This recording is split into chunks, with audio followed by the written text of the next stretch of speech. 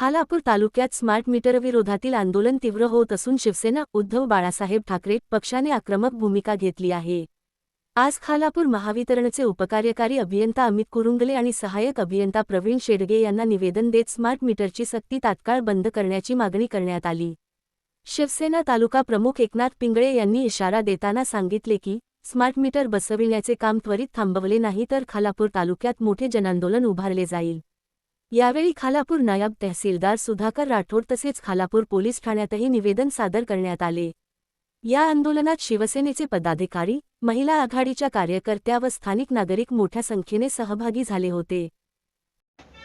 आता जी परिस्थिती जर बघितली, युद्धजन्य परिस्थितीनंतर जे वाढलेली महागाई असेल, वाढलेला तुमचा पेट्रोलचे भाव असतील, वाढलेल्या डिझेलचे भाव असतील, CNG वाढला असेल, आज घरगुती सिलेंडर मिळत नाही। या सगळ्या ह्याच्यातून प्रत्येक नागरिक हा त्याच्यातून वाट काढत असतो, आपला संसार कसा चालावा हे उद्दिष्ट डोळ्यासमोर ठेवून तो जे हातावरचं पोट असणारी माणसं आहेत की जी दिवसभराची मोलमजुरी करून जेव्हा घरी येतात त्यावेळेला त्यांच्या हातामध्ये जे काही 400-500 रुपये पडलेले असतात त्याच्यावर त्यांचा संसार चालत असतो। पण ज्या वेळेला महिन्याने ज्या वेळेला लाईटच्या मीटरचं बिल येतो त्यावेळेला मीटरचं बिल बघितल्यानंतर त्यांची अशी अवस्था होते की ते आम्ही संसार चालू की त्या लाईटचं मीटरचं बिल भरू, या अशा अवस्थेत असणारा सामान्य माणूस, त्या सामान्य माणसासाठी आम्हाला शिवसेना उद्धव बाळासाहेब ठाकरे पक्षाला रस्त्यावर उतरावं लागलं।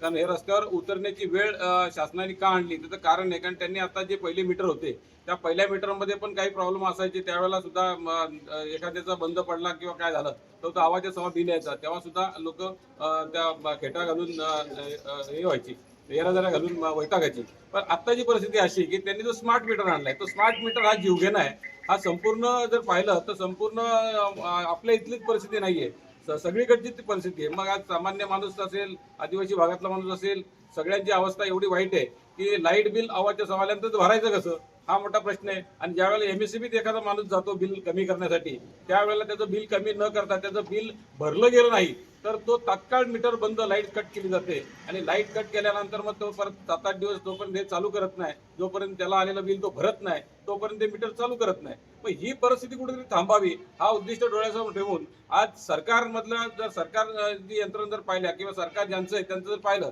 तर त्यांच्या तोंडातून मुखातून ब्र शब्द बाहेर पडत नाही की बाबा हे लाईटचं मीटर इतके घातक आहेत की ते लोक त्या बिल भरू शकत नाहीत। त्यांनी काय केलंय, सगळ्या योजना आणल्या, त्या योजना अशा आणल्या की सगळं कर्ज हे आपल्यावर करून ठेवलेलं आहे। आज लाडकी बहीण योजना आणली, लाडकी बहीण योजनेचे चॉकलेट दिलं, आता इलेक्शन संपली, आता लाडकी बहीण योजनेचे पैसे येणं तर बंदच झालंय। पण त्याच्यापेक्षा जर पाहिलं तर कमीत कमी नाही म्हटलं तरी 40-50 लाख म्हणजे 70 लाख महिलांची नावं कट करून जे उरलेत त्या नावं त्याचे पैसे येतात की नाही माहित नाही। म्हणजे यांनी काय केलं, फक्त इलेक्शन पुरता तो फंडा वापरला आणि त्याच्यानंतर पुन्हा एरे माझ्या मागल्या, म्हणजे लोकांना प्रत्येकाला हा याच्यामध्ये कर्जाच्या गर्तेमध्ये ढकलण्याचं काम हे सरकार करतंय। हे सरकार एक ना एक दिवस या सामान्य माणसाला आत्महत्या करायला लावल्याशिवाय ठेवणार नाही। तर जशी या शेतकऱ्याची अवस्था आहे तशी या सामान्य माणसाची अवस्था आहे आणि सामान्य माणसाला सुद्धा जर आत्महत्यापासून जर प्रवृत्त करायचं असेल तर विरोधी पक्ष म्हणून आम्हाला रस्त्यावर उतरणं फार गरजेचं आहे। आणि इथून पुढे त्यांना 8 दिवसाचं अल्टिमेटम दिलं, 8 दिवसात त्यांनी खालापूर तालुक्यातल्या प्रत्येक गावातली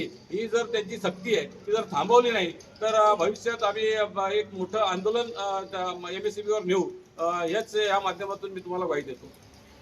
आर्थिक डोलारा हा नक्कीच हालू शकतो, कारण जी महिला घर चालवते तिचं बजेट असतं, एवढं लाईट बिल, एवढं सामान, तिचं पगाराचं जे बजेट असतं ते पूर्ण हे लाईट बिलाने एवढं कोलमडून गेलंय।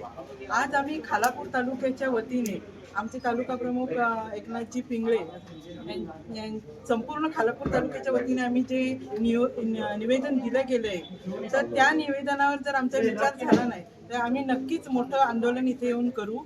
आणि या स्मार्ट मीटरमुळे अक्षरशः लोकांना बंद असलेल्या मीटरला सुद्धा बिलं येतात आणि नाही भरलं तर त्याचं हे कट केलं जातं, त्याला वीज पुरवठा होत नाही। मग त्यांच्या घरात लहान मुलं असतं, एखाद्या आजारी असतं, गरमीचे दिवस आहेत, पंखा नसेल तर कसं होणार।